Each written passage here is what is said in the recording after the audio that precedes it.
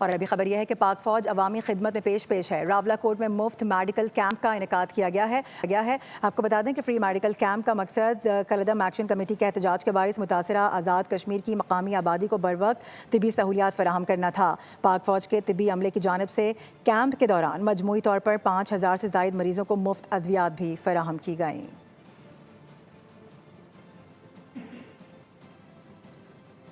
اور ابھی خبر یہ ہے کہ پاک فوج عوامی خدمت میں پیش ہے۔ راولہ کوٹ میں مفت میڈیکل کیمپ کا انعقاد کیا گیا ہے۔ آپ کو بتا دیں کہ فری میڈیکل کیمپ کا مقصد کالعدم ایکشن کمیٹی کے احتجاج کے باعث متاثرہ آزاد کشمیر کی مقامی آبادی کو بروقت طبی سہولیات فراہم کرنا تھا۔ پاک فوج کے طبی عملے کی جانب سے کیمپ کے دوران مجموعی طور پر 5000 سے زائد مریضوں کو مفت ادویات بھی فراہم کی گئیں۔